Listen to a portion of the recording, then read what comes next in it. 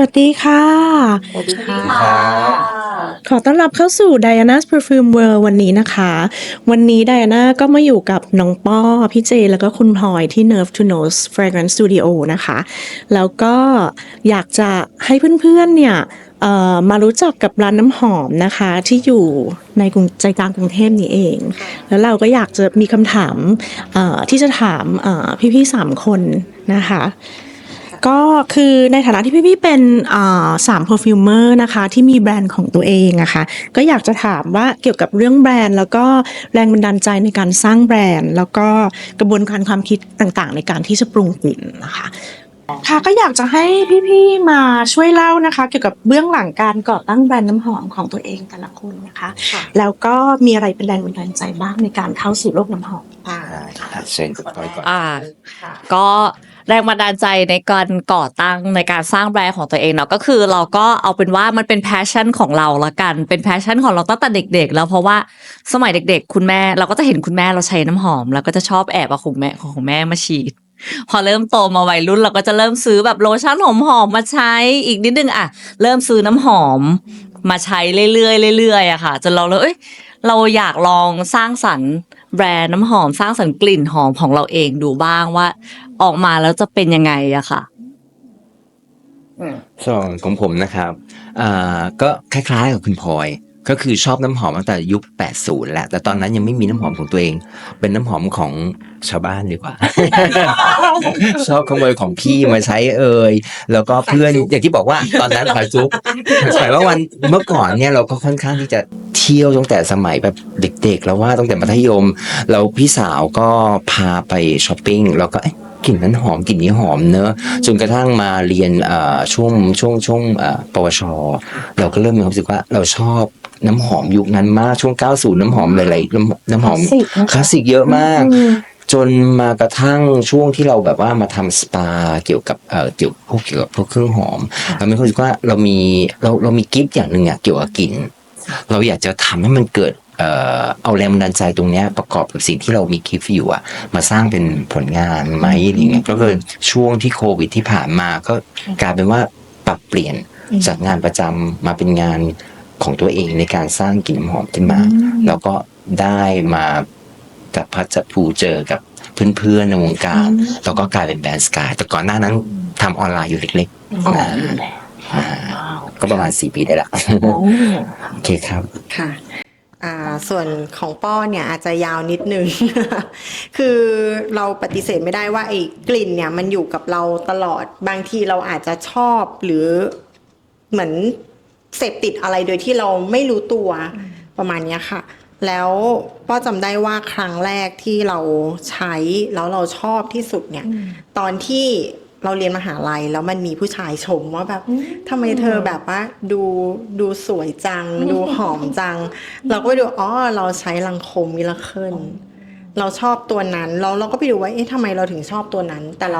ราเคยไปซื้อลังคมตัวอื่นที่เป็นตัวอื่นเนี่ยที่ไม่ใช่มิราเคิลออริจินอลน่ะแล้วเรารู้สึกว่ามันไม่ใช่ไม่ชอบ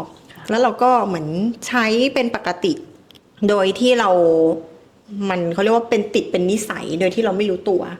จนวันหนึ่งเรามาทำงานผลิตเริ่มจากขายแผ่นน้ำหอมก่อนเริ่มต้นจากแค่ว่าอยากเป็นแม่บ้านหารายได้ช่วยสามีค่ะรายได้เสริมช่วยสามีแต่เป็นคนที่เหมือนแบบทำอะไรแล้วเหมือนมันติดอยู่อย่างหนึ่งคือถ้าทำเล่นมันทำแบบไม่ได้มันเหมือนแบบมันติดคาใจอยู่มันจะต้องใส่สุดก็เลยยาวมาเรื่อยๆก็คือเริ่มจากทำแผ่นน้ำหอมขายโดยตอนแรกเนี่ยเราสั่ง OEM ที่จีนแล้วมันเกิดปัญหาค่ะสีเนี่ยมันเกิดความเขาเรียกว่าไม่สวยสีช้ำสีเฟดแล้วเราแก้ปัญหาตรงนั้นให้ลูกค้าไม่ได้มันก็เลยเกิดคำถามเยอะแยะขึ้นมาในหัวหลังจากเกิดคำถามเยอะแยะเนี่ยเราได้งานชิ้นหนึ่งที่เป็นออเดอร์ใหญ่แล้วเรารู้สึกว่าเราจะเฟลงานนี้ไม่ได้แล้วเราก็เลยเดินทางไปที่โรงงานน้ำหอมเนี่ยที่เป็นโรงงานใหญ่ที่จีนแล้วเราก็เลยขอความช่วยเหลือจากเขาว่าเราจะทำยังไงให้เราแก้ปัญหาตรงนี้ได้เขาก็เลยพูดทีเล่นทีจริงกับเราว่ามีเวลาไหมล่ะฉันจะสอนเธอแต่เธอจะกลับแล้วนะเธอจะเอายังไงเราก็เลยบอกว่าไม่เป็นไรฉันแคนเซิลฉันอยู่ต่อ จนกว่าแบบฉันจะให้เธอสอนจนกว่าเธอจะเหนื่อยอะก็คือแบบสลับกัน เราก็เลยได้ความรู้ตรงนั้นมาแต่เรายังไม่เคลียร์แล้วเราก็มาเรียนต่อที่ไทยแบบเหมือนเป็นคลาสสั้นๆพอได้จับเล็กๆน้อยๆมาผสมผสานกัน เราก็เลยเอาความรู้ที่เราได้มาจากเขาประสบการณ์ แล้วก็การเรียนที่ไทยอ่ะมาลองดูว่าอะไรที่มันสามารถที่จะไปต่อได้ จนเกิดการแบบเหมือนมีลูกค้ามาจ้างทำกลิ่นหลายๆแบบใส่ของซินวเนียค่ะ พวกแผ่นหอมถุงหอมนู่นนี่นั่น แต่มันก็จะเกิดปัญหาระหว่างทางตลอด ว่ามันเป็นเพราะอะไรการที่ใช้หัวน้ำหอมสำเร็จ พวกมัลติฟังก์ชันเนี่ยทำไมมันถึงมีปัญหาซ้ำซ้อนแล้วเราจะแก้มันยังไง เราก็เลยกลับไปย้อนดูตำราที่จีนเคยสอนเรา เราก็กลับมาเปิดว่าอ๋อโอเค ปัญหามันอยู่ที่ตรงนี้ เราก็เลยเริ่มจากการสร้างโครงขึ้นมาใหม่ แล้วเราก็ดูโครงสร้างน้ำหอมทั้งหมดว่าปฏิกิริยาตัวเนี้ยมันสัมพันธ์กับตัวไหน อะไรยังไงจนมันเราเข้าใจว่าน้ำหอมแต่ละอย่างอะค่ะมันเขาเรียกว่ามันไม่สามารถใช้ร่วมกันได้ แล้วเราก็เริ่มสร้างแบรนด์แต่พอสร้างแบรนด์เนี่ยเราก็ไม่สักเซสตอนแรก เพราะเรารู้สึกว่าเราไม่มีคาแรคเตอร์เราแค่อยากทำให้คนอื่นเห็นเฉยๆว่าโอเคเราทำได้ทำแบบนี้แต่อย่างพี่ๆเขามีคาแรคเตอร์เขาชัดเจน แต่ตัวป้อเองคือเหมือนแบบเป็นเป็ดนะคะจับฉายเราก็เลยย้อนกลับมาคิดละตอนนั้นที่พี่เจเนี่ยชวนออกบูธที่กาลิเลโอแล้วเราก็เลยเริ่มรีแบรนดิ้งใหม่เป็นชื่อตัวเองเราก็เลยเอาความเป็นตัวเองเนี่ยมาทำให้ลูกค้าดูว่าน้ำหอมเนี่ยไม่ใช่แค่ว่าทำกลิ่นสวยแค่คนชมว่าสวยแล้วจบแต่คุณไม่มีคาแรคเตอร์วันหนึ่งคุณก็จะขายไม่ได้สมมุติว่าวันเนี้ยกลุ่มเนี้ยเขาชอบกลิ่นแนว floral fruity ทุกคนทำ floral fruity หมดเลยแต่ floral เหมือนกันหมดเลยเราทำยังไงให้เขาจำได้ว่าเนี่ยคือ floral ของเรามันก็เลยเอาความรู้ตรงเนี้ยมาผสมผสานกับคาแรคเตอร์แล้วก็เกิดเป็นปาทินทิป artist perfume แล้วเราก็ได้ทดลองออกบูธด้วยกันตอนแรกเนี่ยป้อกับพี่เจเราอยู่ที่กาลิเลโอเราเปิดเป็นโต๊ะเล็กๆก่อนแล้วเราก็ดูสักพักหนึ่งเราก็เลยขยับมาเปิดเป็นร้านแบบเช่าแบบ3 เดือนแล้วคุณพลอยเนี่ยก็เข้ามาเชิญคุณพลอยเข้ามาฝากของฝากขายด้วยฝากขายเสร็จสักพักหนึ่งเราก็เลยมาหลังจากที่หมดสัญญาเนี่ยเราก็เลยไปลองขายที่เอ็มควอเทียเนาะเราไปลองตลาดเอ็มควอเทียปรากฏว่าคนที่ซื้อเราเข้าใจว่าคนจีนจะไม่ซื้อเราปรากฏคนจีนชูสเขาสนุกกับการที่เราได้แถมโดยที่เขายังไม่ทันได้ต่อเราก็เลยแบบถ้างั้นพี่เจก็เลยหาสถานที่เป็นที่ตรงซอย43เจริญ43 Art and Eater แล้วก็เลยไปได้ชั้น2ของร้านคาเฟ่Shooty East Baking ค่ะตรงนั้นแล้วก็ตอนแรกยังไม่มีคนเลยค่ะพอไม่มีคนเสร็จปุ๊บเราทำยังไงเราก็เลยใช้วิธีเดิมตอนที่เราอยู่กาลิเลโอก็คือแจก smelling stick ไปแจกเลยไปหวานแจกแล้วตรงนั้นคาเฟ่ก็เริ่มกลับมาเปิดเยอะขึ้นลูกค้าก็เลยเที่ยวขึ้นแต่ปัญหาที่พวกเราเจอก็คือการปิดร้านเร็วขึ้น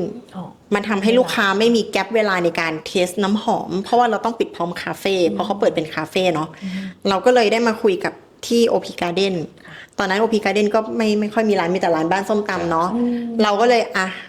เลยลองดูซิเพราะว่า1คือแม้ว่าคนมันจะน้อยแต่ว่าถ้าเราลองสร้าง engage ในด้านอื่นๆทำ marketing อื่นๆก็น่า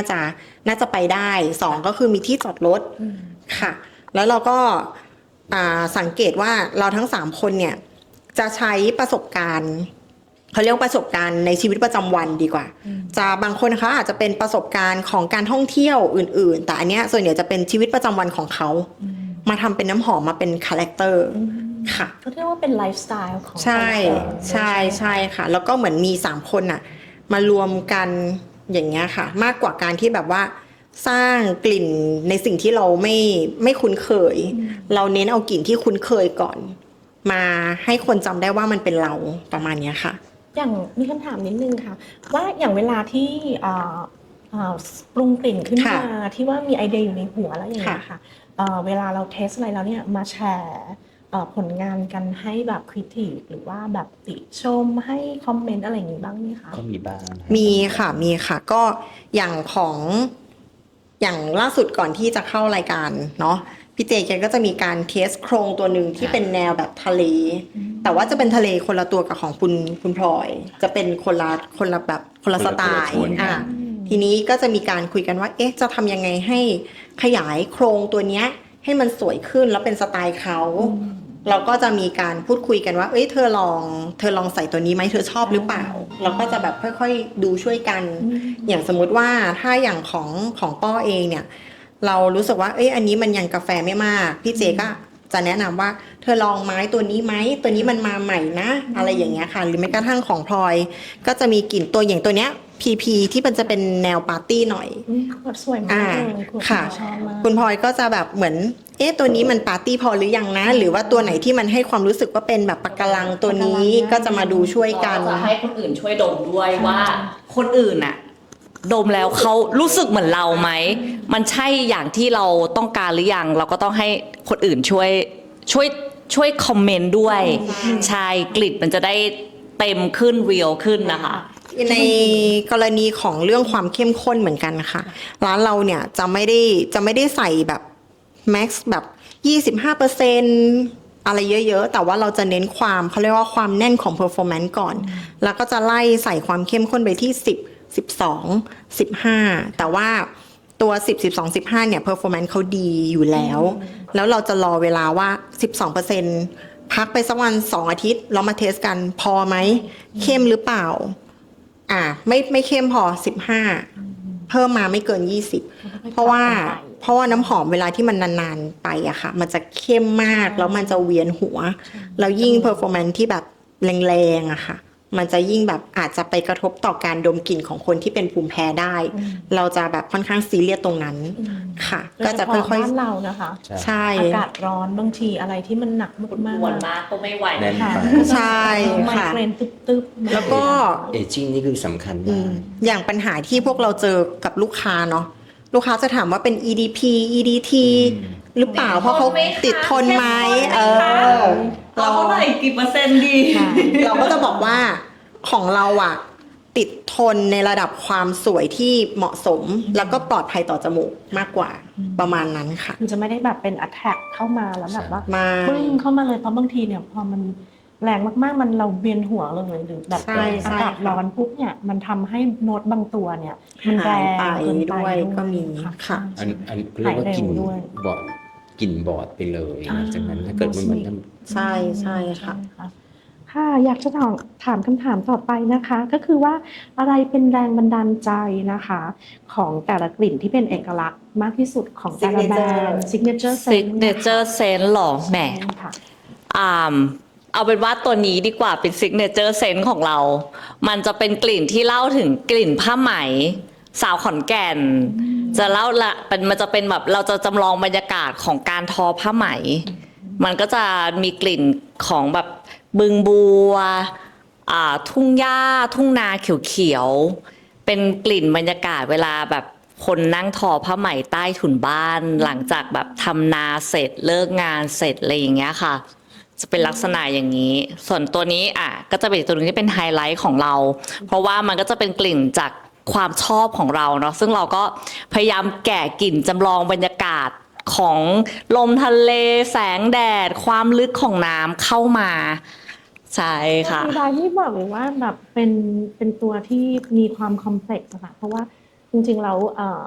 คุณพลอยดำน้ำแต่ว่าอย่างที่คุณพลอยอธิบายให้ฟังว่ามันจริงๆเราไม่มีกลิ่น แต่เราจะสามารถ imagine กลิ่นที่จะ create ใช่ค่ะ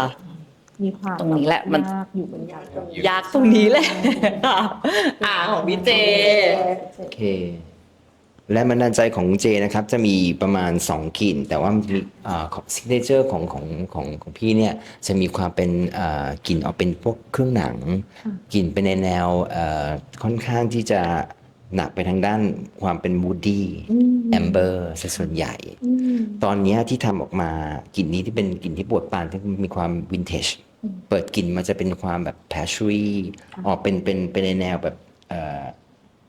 เป็นในแนวค่อนข้างจะติดหวานไปปลายเล็กๆนะฮะแต่ความโมเดิร์นของมันคือเราใส่ความเป็นมัชลิกลงไปซิกเนเจอร์ตัวทุกตัวจะมีเลเทอรี่เกือบทั้งนั้นเลยใช่มีความหนังอยู่ แต่ โทนกลิ่นก็แตกต่างออกไปในแต่ละกลิ่นอย่างตัวนี้โทนกลิ่นก็จะเป็นอีกแนวหนึ่งจะเป็นเบาสบายเป็นอูฐเป็นมีความเป็นวูดดี้แต่เป็นวูดดี้แบบนัวๆไม่เบาๆ ตัว EP1 นะคะ ใช่ใช่ วันนี้เมื่อกี้เทสแล้วแบบ ใช่ ว่า เป็นโน้ตที่เหมือนแบบว่าเหมือนจะหนักแต่ออกมาแล้วโปร่ง โปร่ง แบบ เบา แบบ relaxing นึกถึงสปา ก็ยังมีความเป็น เหมือนตอน ซิกเนเจอร์ ทำงาน ของ สปาเลยค่ะ จะมีความอโรมาติกนิดๆของมัน แต่ตัวนี้เนี่ยก็ยังไงก็มีความแบบถ้าดมแล้วก็มีนี่ก็เป็นซิกเนเจอร์ของผมแน่ของเจแน่นอน เพราะว่าจะมีความเป็นวูดดี้แล้วก็จะมีความอยู่หน่อยๆทนอยู่ ซึ่งว่าตัวนี้ก็ให้ความมีความเป็นเอกลักษณ์ของมันในตัว ส่วนของป้อเนี่ยจะมี2 โทนเลยตัวแรกก็คือตัว powerful ตัวนี้ตัว powerful เนี่ยเป็นตัวที่เอาวางในงานTCDC ครั้งแรกเนี่ยที่รวมตัวกันก็จะเป็นสยาม 1928 and Friends กับคุณนัทที่ Liberian ค่ะก็จะเป็นตัวนี้ก็คือเขาเรียกว่าเป็นพลังของผู้หญิงอย่างนี้ดีกว่าคือไม่ว่าจะความเจริญรุ่งเรืองหรือความตกต่ำผู้หญิงเนี่ยก็คืออยู่หลังม่านค่ะ เป็นพลังเป็นผู้มีอิทธิพลจนถึงปัจจุบันก็ยังเป็นผู้ที่มีอิทธิพลอยู่ถูกไหมคะ จริงค่ะเป็นผู้ขับเคลื่อนหลายๆอย่างในสังคม เป็นผู้ขับเคลื่อนค่ะ ใช่ แล้วก็อีกตัวหนึ่งก็คือจะเป็นเนี่ยค่ะตัว Lush All Night ที่เป็นตัวบูซี่ที่ป้อเลิฟอีกตัวหนึ่งเลยค่ะ เพราะว่าเขาจะมีความแบบมีความน่ารักมีความสไปซี่แล้วก็เป็นตัวที่คุณพลอยดูสิตาน่ะคอมเมนต์ว่าให้เราใส่สุดเลยเราเลยใส่สุดเป็นตัวนี้เลย ยูนิคเลย ค่ะ ตัวนี้ชอบมากเพราะว่าเทสหลายรอบแล้วก็มีความรู้สึกว่า ต้องเป็นผู้หญิงที่แบบมีความแบบมีความ powerful character นิดหนึ่ง ค่ะ แต่ว่ามันมีความ spicy เลยมันเลยทำให้รู้สึกว่าแบบว่า จริงๆแล้วผู้ชายผู้หญิงก็ใช้ได้ ใช่ ค่ะไม่ใช่ ค่ะ เป็นเฟมินีนอย่างเดียว เป็น ใช่ unisex เล ใช่ ย ค่ะ ก็ซิกเนเจอร์ของป้อก็จะเป็น2ตัวนี้ส่วนเรื่องความกลิ่นถ้าได้เนี่ยคือกลิ่นของป้อเนี่ยถ้าคนได้กลิ่นแล้วเนี่ยที่จะจำได้เลยคือความใสแล้วก็ความบูซี่ก็คือกลิ่นมันจะเป็นไม่ว่าจะเป็นกุหลาบหรือว่าจะเป็นตัวอื่นๆนะคะเขาจะมีความจุยซี่ในเนื้อกลิ่น ใช่ค่ะ spices ใช่ค่ะประมาณนี้ค่ะ ค่ะงั้นให้น้องป้อคำถามต่อไปเลยค่ะว่า ค่ะ เวลาที่ perfumer สร้างกลิ่นนะคะ ค่ะ อยากจะให้เล่าฟังเกี่ยวกับว่าการเดินทางจากแนวคิดไปสู่กลิ่นนั้นว่า อืม จากไอเดียที่เป็นคอนเซ็ปต์ที่เรามีอยู่ในหัวเนี่ยแล้ว process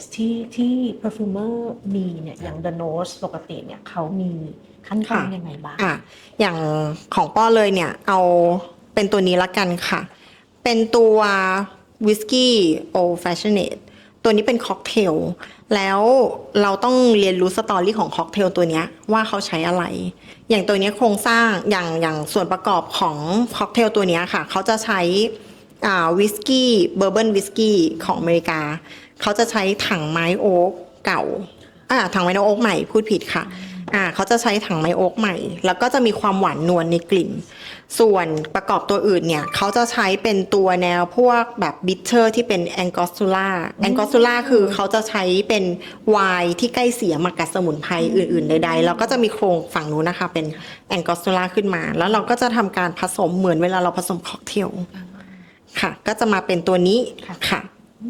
คือเราจะต้องเหมือนเรียนรู้เรื่ององค์ประกอบของการเดินทางของเขา อันนี้คือในความรู้สึกคืออย่างน้อยมันง่ายกับเราตรงที่ว่าสูตรค็อกเทลมันมีอยู่แล้ว เราแค่สร้างโครงตามสตอรี่ของเขาหรือแม้กระทั่งตัวสกอตวิสกี้เราต้องดูว่าเราใช้สกอตวิสกี้จากแถบไหนถ้าเป็นตัวเขาเรียกว่าแถบทะเลสาบอิสเลถ้าเรียกไม่ผิดนะคะ ตรงนั้นเขาจะมีความพีชหนักหน่อยก็คือมีควันไม้หนักหน่อย เราก็จะต้องทำตัวโครงของสกอตวิสกี้ตัวนั้นน่ะให้มีความเป็นสไตล์ประมาณนั้นก่อนที่จะมาผสมเป็นค็อกเทลตัวอื่นค่ะ ก็ดูส่วนผสมแล้วก็ตามของสตอรี่ ใช่ค่ะ ส่วนตัวอื่นเนี่ยเราจะเรฟเฟรนซ์ตามสีอย่างสีที่เรามองอย่างเหมือนของคุณพลอยก็จะเป็นสีข้างใต้ท้องทะเลประมาณเนี้ยค่ะเดี๋ยวพี่เจต่อ ครับ ส่วนอินสปายในการทำขั้นตอนในการมองภาพเนี่ยอายุตัวอย่างของงานเด็ดด้วยนะครับ Art of Celery โทษตัวกลางครับ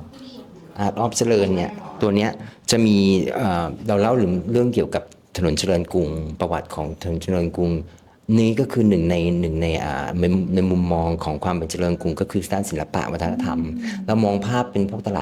าดน้อยตรงนั้นน่าจะมีความเก่าของวัฒนธรรมเหลืออยู่ซึ่งถนนเจริญกรุงเนี่ยถ้าเราอยู่ในสมัยเนี้ยซอยตลาดน้อยเราจะเห็นพวกภาพวาดเรานึกถึงพวกสีน้ำมันพวกแคนวาสเรานึกถึงพวกบรรยากาศที่เป็นคนไทยคนจีนที่อยู่รวมกัน เรามีภาพที่ขึ้นมาเกี่ยวกับขนมเป็นขนมไทยกลิ่นเป็นพวกออกเป็น tropical นิดหนึ่งนะฮะแล้วความที่เป็นaromatic ที่อยู่ในนี้เนี่ยจะให้ความเป็นกลิ่นคล้ายๆพวก lavender สบู่เหมือนกลิ่นสบู่เย็นซึ่งผสมผสานในนี้เนี่ยเรามี3 accord ด้วยกันคือ accord ที่เป็น aromaticจะเป็นกลิ่นแนวออกเป็น lavender เป็นแบบโซปี้แล้วก็อีกกลุ่มหนึ่งคือกลุ่มมองก็จะเป็นพวกออกเป็นกะทิมะพร้าวพวกฟรุตตี้พวกนี้มาอยู่แล้วก็กลุ่มที่สร้างอีกกลุ่มหนึ่งให้เห็นภาพชัดเจนเกี่ยวกับศิลปะก็เป็นพวกกลิ่นที่เรียนแบบสีน้ำมันเป็นพวกพาย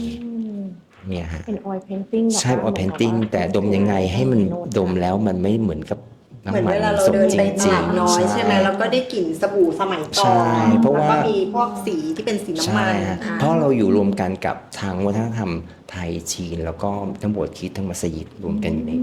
ที่เราเห็นต่างๆในถนนเจริญกรุงนะฮะซึ่งตอนนี้เป็น artist district ของใช่มันเป็น combination ที่ค่อนข้าง exotic พอสมควรตอนนี้เขาก็เหมือนรณรงค์แล้วนะคะว่าแบบพวกอาหารหรือขนมสมัยก่อนเนี่ยจะมาอยู่ในตลาดน้อยแล้วเพราะว่าเยาวราชคนเยอะแล้วมาบุกตลาดน้อยแทนถ้าดมดีๆตอนช่วงเปิดตอนจะมีความเป็นฟรุตตี้ tropical แล้วก็พอมัน dry down ปุ๊บมันจะมีความเป็นเหมือนคล้ายๆเก็บมะพร้าวขูดหอมๆไม่ใช่น้ำกะทิแต่จะเป็นแบบมีความเป็นขนมก็คือสเต็ปแบบว่าเรามีภาพอยู่ในหัวว่าอันนี้คือคอนเซ็ปต์ว่าเราก็ตามลงไปที่ของอินกรีเดียนหรือว่าแต่ละเหตุการณ์ที่ว่าหรือ environment ที่ว่าใช่ครับใช่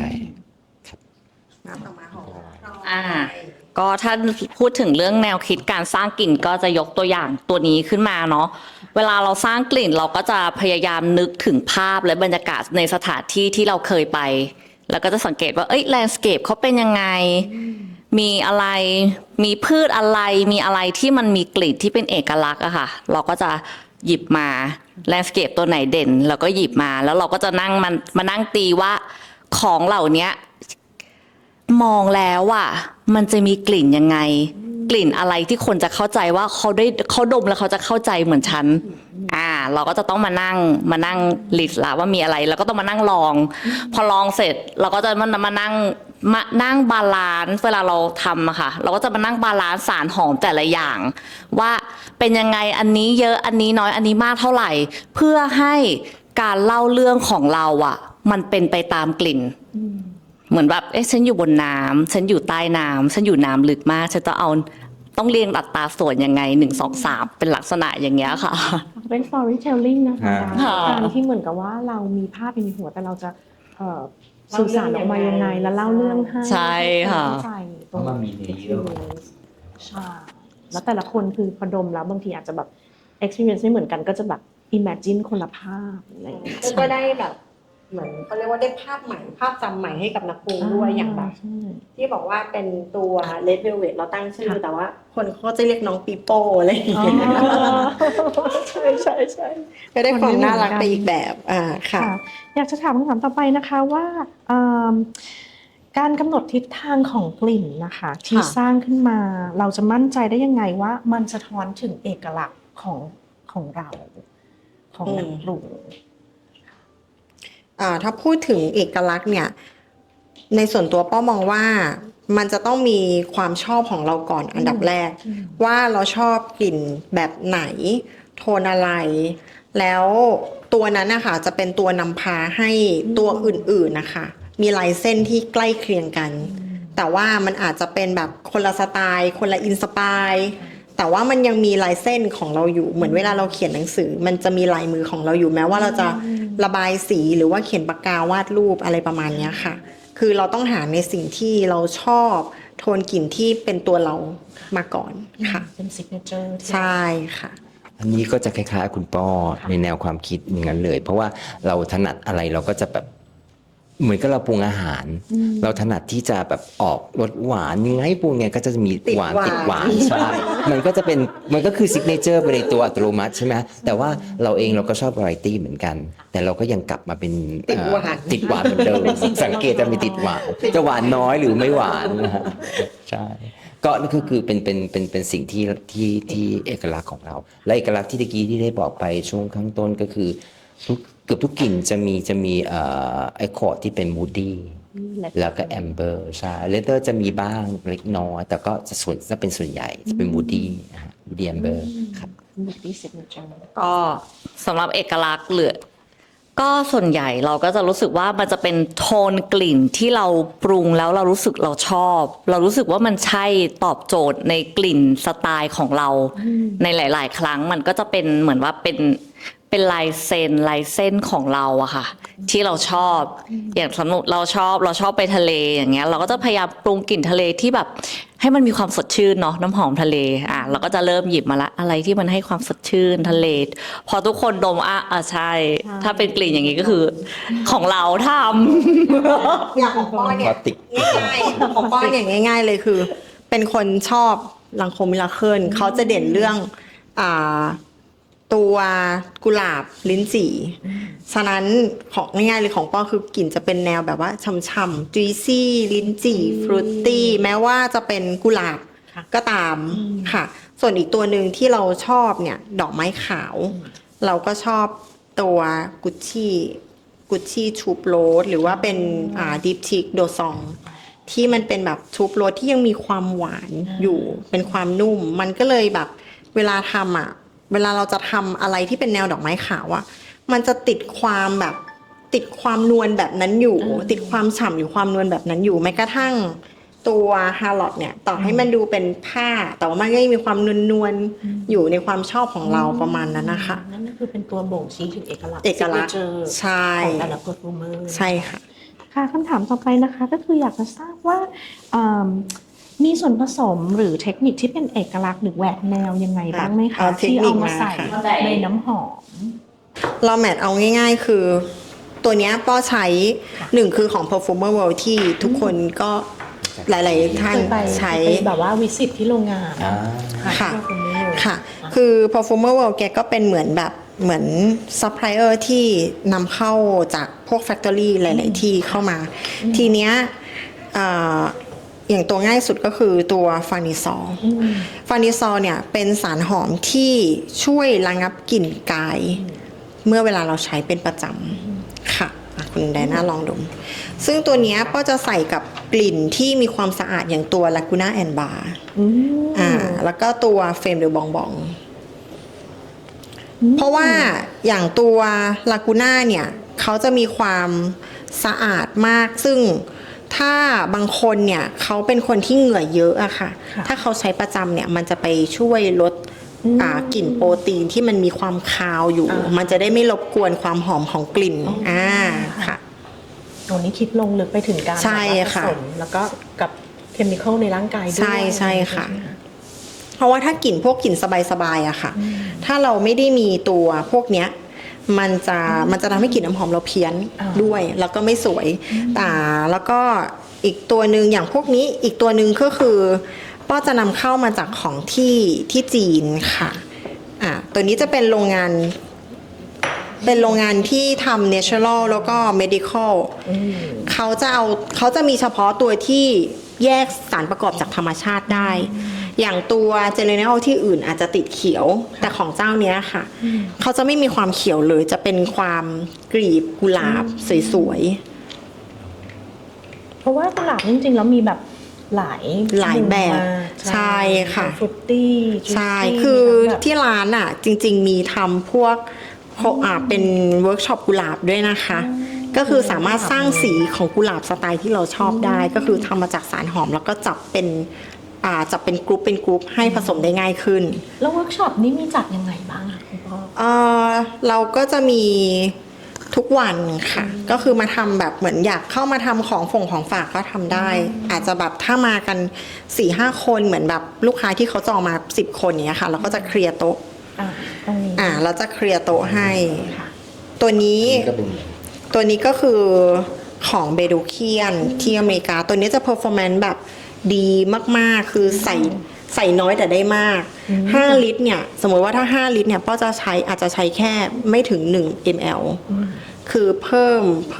เขาเรียกว่าเพิ่ม performance แต่ตัวเนี้ย longevity ใช่ค่ะ แล้วก็ไม่ต้องใส่เยอะ แต่ราคาเขาจะค่อนข้างสูงค่ะ ทีนี้ก็คือพวกส่วนประกอบพวกเนี้ยค่ะหนึ่งคือเราได้ความอนุเคราะห์สองก็คือเราเป็นแบบเหมือนลูกค้าเขาอยู่แล้ว แล้วก็จะได้พวกเนี้ยเอามาทดลองใช้แล้วก็เพื่อที่จะเหมือนคุยกันในทีมต่อว่าตัวเนี้ยเราจะใช้กับโทนไหนได้บ้างในร้าน แล้วเราจะแพลนการซื้อเป็น500 ml เป็นลิตรประมาณเนี้ยค่ะ เพื่อให้แบบคอนโทรลราคาได้ก็คือใช้ร่วมกันได้ค่ะ มีตัวที่เป็น local raw mat ไหมคะที่ raw mat local raw mat essential oil อย่างนี้ Essential มันมีผสมอยู่ อยู่ใน มีผสม นะหรือเปล่า ที่เป็น house blend ที่หมายถึงว่าในไทยใช่ไหมคะ เลยเกษตรกรไทยอย่างนี้ใช่ไหมคะ มีตะไคร้มีขิงจิงเจอร์เอากับตัวนี้ก็คือว่านสาวหลง โอ้ ค่ะ เจอไหม เจอไหมเนี่ยตัวนี้จะเป็นขิงค่ะ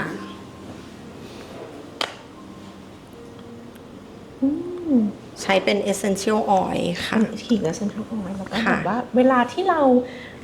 เบลนพวกessential oil กับตัว synthetic เนี่ย ค่ะ เราใช้อะไรในการเบลนให้มันออกมาแล้วแบบดูแบบ natural ถ้าตัวสำหรับมุมมองของ perfumer อะค่ะหนึ่งคือเหมือนเรามีสตอรี่อยู่แล้วเนาะแล้วเราก็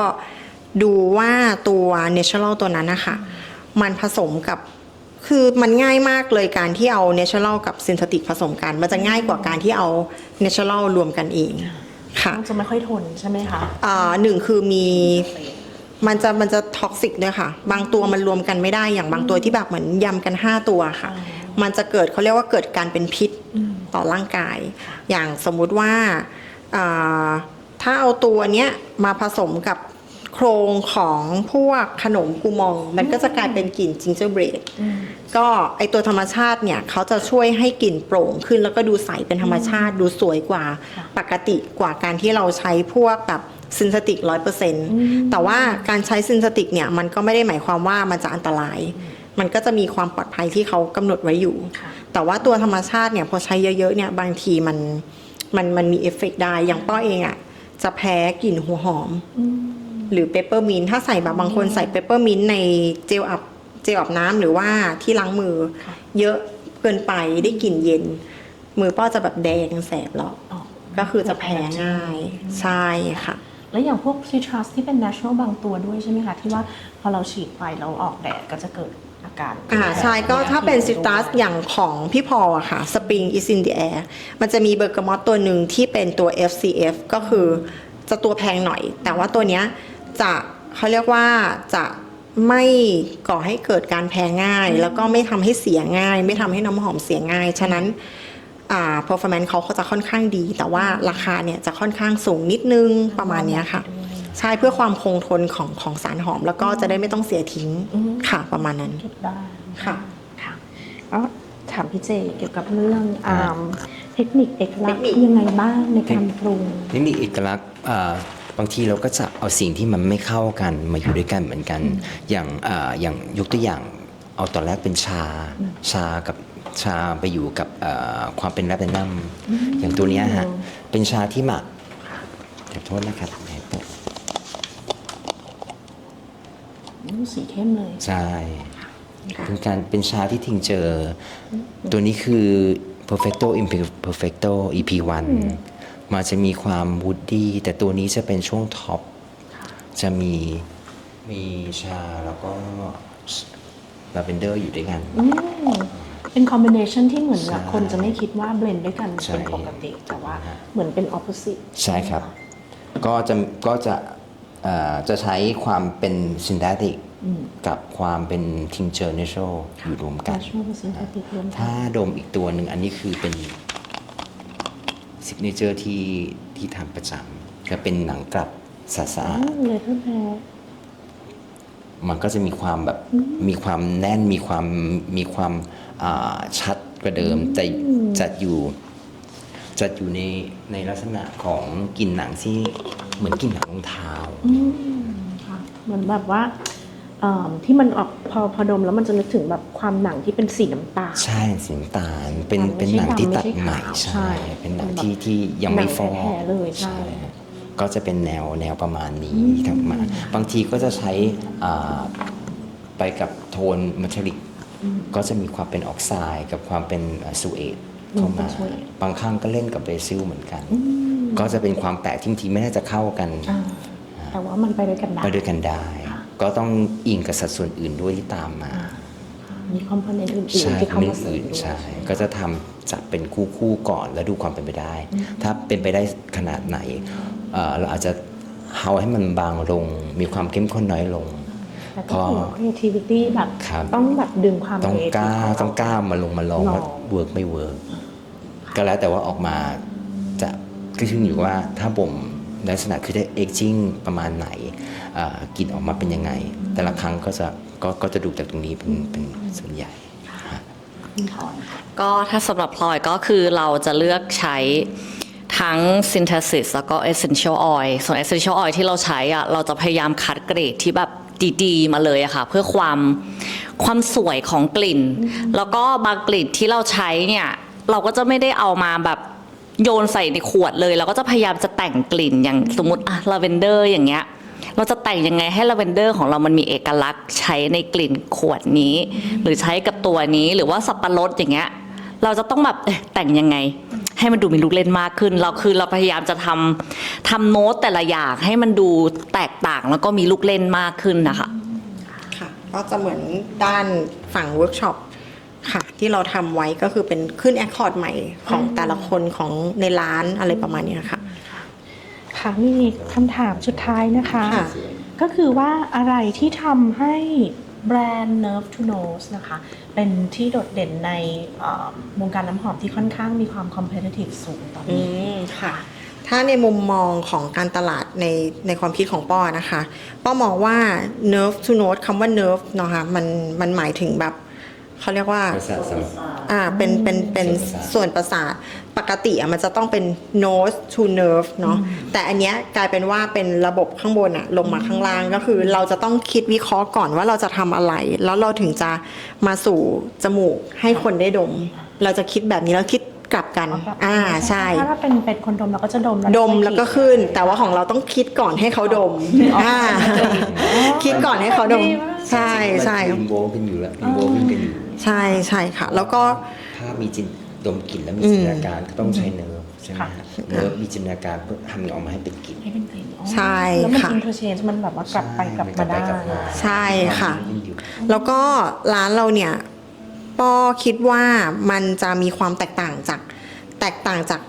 ทั่วไปในอนาคตอย่างนี้ดีกว่า เพราะว่าหนึ่งคือเราจะไม่ได้มีแค่น้ำหอมเขาเรียกว่าน้ำหอมที่เราขายสองก็คือเราจะมีกิจกรรมขึ้นมาเรื่อยๆแต่กิจกรรมเนี่ยเราจะใช้เป็นเขาเรียกว่าการอิงจากโทนสีมากกว่า โทนสีอย่างสมมุติว่าถ้าเรามีความชอบเรื่องโทนสีประมาณนี้แล้วกลิ่นประมาณนี้ เราจะสามารถทำได้เป็นแบบไหน แล้วก็สามารถแบบทำให้บุคคลทั่วไปอะค่ะเข้าถึงกลิ่นได้ง่ายขึ้นทำของซินวรีเนี่ยได้ง่ายขึ้น โดยที่ไม่ได้จำกัดว่าเธอจะต้องซื้อแค่บนเคาน์เตอร์นะแต่ว่าถ้าเธอชอบโน้ตใดโน้ตหนึ่งบนเคาน์เตอร์อะเธอไปทำเองได้ สามารถสร้างเป็นกลิ่น สร้างได้ใช่ค่ะ ตัวนี้ก็คืออาจจะเป็นจุดหนึ่งที่เรายังเป็นจุดที่เราแข็งแรงอยู่ แม้ว่าตอนนี้ในวงการมันอาจจะมีการเพิ่มเข้ามาของเขาเรียกว่าเพิ่มเข้ามาของแบรนด์หลายๆแบรนด์มีน้องใหม่เข้ามานะคะก็แต่จุดแข็งของพวกเราก็คือแต่ละคนนะคะเขาจะมีลายเส้นที่ชัดเจนอยู่แล้ว พอมีลายเส้นที่ชัดเจนมีสไตล์ที่ชัดเจนนะคะเวลาที่เขาอย่างสมมุติว่าถ้าคนพูดถึงบูซี่หรือกลิ่นชาอย่างเงี้ยคนก็จะป้อก็จะดีใจนะเวลาคนแบบเอ้ยต้องประทินทิพย์ดิต้องลองมาของประทินทิพย์ก่อนหรือว่าเป็นพวกแนวคลาสสิกวินเทจนี่ไงของแบรนด์สกายไงพี่เจหรือแบบแนวกลิ่นแบบไม่ว่าใครจะทำกลิ่นแบบดีฟซีแค่ไหนอ่ะเขาก็จะนึกถึงคุณพลอยก่อน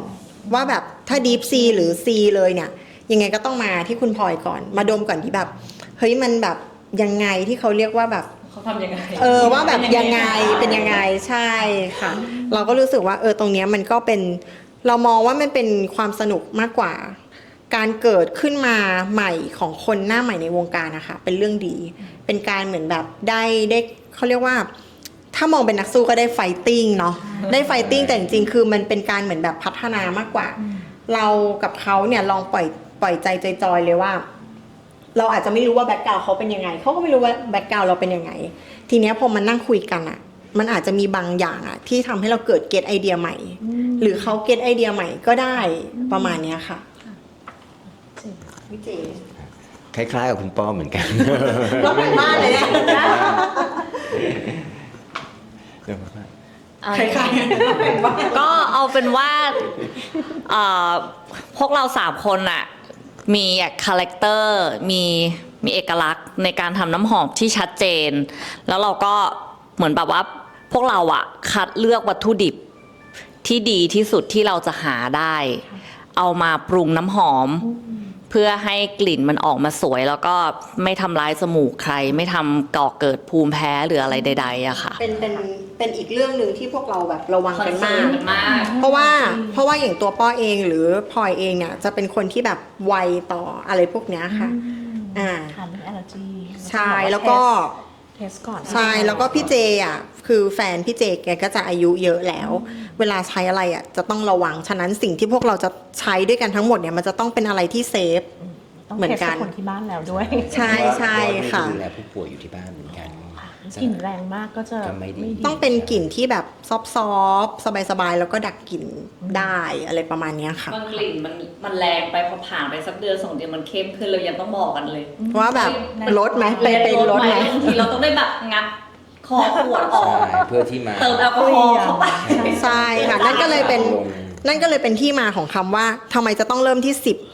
12 15แล้วไป18 20น้อยไปเพราะว่ามันเคยเจอเหตุการณ์ที่ว่าเราคิดว่าเท่านี้มันพอแต่พอผ่านไป 2-3 เดือนไม่ได้ว่ะแบบมันเข้มไปมันเกินคือเติมไปแล้วออกไปได้ แต่ถ้ายังไม่เติมยังเพิ่มได้ใช่ใช่ค่ะคือชอบมากเลยที่มี3 คนที่เป็น perfumer แบบว่า challenge แล้วก็ conceptual idea ต่างๆเนี่ยไม่เหมือนกันแต่พอมารวมกันแล้วเนี่ยทำให้มีความยูนิคว่าแบบคนนี้เนี่ยนึกถึงคอนเซปต์นี้คนนี้นึกถึงคอนเซปต์นี้เราก็จะแบบว่ามาหาน้ำหอมในสไตล์ที่เก่งในแต่ละแบบใช่ค่ะส่วนการจัดโต๊ะของเราก็จัดแบบใหม่เมื่อก่อนเราเคยจัดแยกแบรนด์แต่เรารู้สึกว่า